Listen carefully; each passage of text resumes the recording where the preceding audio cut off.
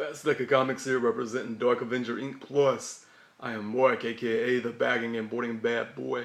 I'm Chloe, the Geek Chic Comic Mystique. We got a review today for My Little Pony issue number 8.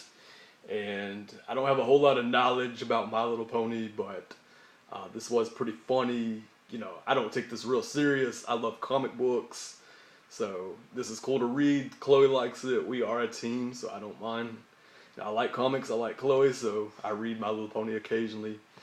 If it wasn't for her, I definitely would not be reading it. She shouldn't make me or anything, but, you know, I take an interest in what she likes, so I checked it out, and we are a team here at Fast Deck, so I gave this a read. And before I get into the comic book, though, I want to talk about this guy, like on Facebook. People share our videos, and we give away free comics on our main channel, and this dude, somebody had shared it, and like one of his friends on Facebook had commented on it, and was like, I stopped watching after they showed My Little Pony. I can't remember if it was before they showed a Star Wars book or after they showed a Star Wars book. That's just disgraceful. Something stupid like that, and it doesn't even know us. Like, Chloe could tell you things about the Millennium Falcon's engine. It's powered by 3 droids' heads. Mm-hmm. Okay, I wouldn't know that if it wasn't for Chloe. She knows the Star Wars universe. There's nothing disgraceful. So what if she likes My Little Pony? The Death Star has a recreational level with a pool in it. Yes, I wouldn't know that either if Chloe hadn't told me. We've talked about that before, though. But I mean, people are going to hate, people are going to troll, that's life, but I just think it's ridiculous. You know, if she likes My Little Pony and Star Wars, cool, you know. We all have different likes, we're not all going to like the same books. We're diverse people, we have a lot of different interests, and, you know, My Little Pony is one of Chloe's, so that's cool. I have no problem with that. I'm glad she reads comic books. But getting into the actual story, like I said, I don't have a whole lot of knowledge about My Little Pony, and I haven't even read all these. I just read this issue along with Chloe, and, well, not at the same time, but read it along. She read it, and I read it too, to review here. But there's this cute little dragon named Spike, and he goes to, like, rescue the ponies, and they were locked away. I don't know why or anything. Chloe can tell you more about that. But they were, like, locked away, and he rescues them. He comes to the rescue. He's their hero. He's like a male little dragon. The baby dragon. Yeah, and like, and the cool thing about what I have read of My Little Pony is there's always a good solid message for the kids in each one. It's really heartfelt, and it's a good message even for an adult. But he rescues them, and then the ponies are freed out of jail. I don't know why they were in jail. Like I said, Chloe can tell you more about that. And then there's this villain who's like a smoke monster. I don't know if it's John Locke from Lost, if you watched it. Actually, it's not John Locke, because the ponies talk to him about friendship, and the smoke monster's like, well, I don't even think my henchmen know my real name, and he gets real sad about it, and it turns out his real name is Jerome, which is hilarious. You'd have to read it, but it's actually really funny, and it's just funny stuff, and it's just a fun time reading this comic book.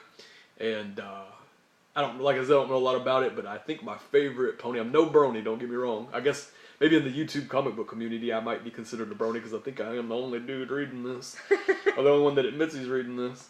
But so far, what I have read, my favorite pony, I can't ever remember her name. I want to call her Apple Bottom, because apple bottom jeans, boots with the fur. What is her name, though? Applejack. Applejack. Her name's Applejack, but she's like a real Southern Belle type of girl. Reminds me of Rogue from X-Men, or like Chloe. She's a Southern girl.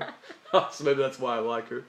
But she's probably my favorite pony that I've read so far. I look forward to her little micro series, one that she's got coming. But enlighten the people. Enough of me talking about stuff I don't know nothing about. Well, this is My Little Pony number 7, right? 8, I believe. 8. Yeah, 8. I told you. Oopsie. Pretty much what's going on is, I can never remember. I want to say Midnight Moon Pony. I think that's her name. I definitely don't know. Midnight Moon has taken over Rarity. And if you know anything about My Little Pony, which you probably don't, Rarity is a very, very high fashion, high maintenance, confidence girl pony. Fierce pony. She's very, like, you would see her and you would think that she doesn't have any self-confidence problems at all. But Nightmare Moon, that's it, Nightmare Moon, I think. Whatever that pony's name is, has, Is that the one on the cover there? Yeah, I think so. No, wait, that's no, that's the sister to one of the other ponies. There's so many pony names, I'm not even sure. But she's found this weakness in Rarity, and she takes over her, kind of like a creepy possession thing. And if you've heard of any of the story from previous, like the TV shows, all of the My Little Pony characters, Applejack, Pinkie Pie, Rarity, Fluttershy, whatever the other one's name is, they all come together and make like these 5 elements of friendship, and they can fight forces of darkness with it. Well, because Nightmare Moon has taken over Rarity, they're short 1 element, and they can't defeat her like they did the last time. And that's why they're all locked up, so they can't get free and botch up Nightmare Moon's plan. Let me try to get where I'm going here. Bug on my foot. Pretty much, well, as Mark said, Spike is going down the dungeon. He's like, Spike, Spike, Spike, I'm here to save the day. And he's like singing all the way down, and he's going to rescue them, and the ponies are talking to the smoke monsters. And like they're all kind of feeling underappreciated, and Pinkie Pie kind of figures out a way to get free. So they all end up getting free, and they do defeat Nightmare Moon.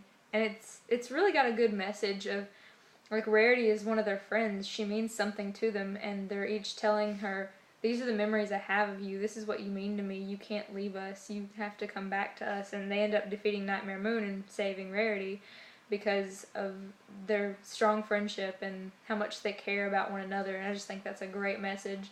And they're telling Rarity, you are important, you aren't meaningless, we do love you. It's just a really great message for people to read. And there's tons of hilarious things in the mix of it. It's just a really great book. Cool. So what would you rate this? I would rate it 4.5 out of 5. It was really good. Cool. If I cared more about this, I'd probably give it a higher rating, but just because of the funny stuff, like that smoke monster's name being named Jerome, and that cute little dragon named Spike, I thought it was good. I'm not ashamed to say that, but, it's still not like a universe that I'm really, into, but, that kind of stuff I do like. So I'd give it a 3.5 out of 5. That was My Little Pony issue number 8. There's one more thing in this, Spike is in love with Rarity, he's really in love with her, and she gave him this heart pendant, and Nightmare Moon breaks it, and he's like, you mean everything to me, and it's really romantic, and he just holds the broken heart, and it mends itself magically, and then she starts crying, and she comes back. That was just really sweet. I was like, oh, because he's just so cute. I just remembered that part. It was just really cute. Cool. All right, guys. Everybody, till next time, stay action-packed. May your stack be fat. Yeah, with some MLP comics.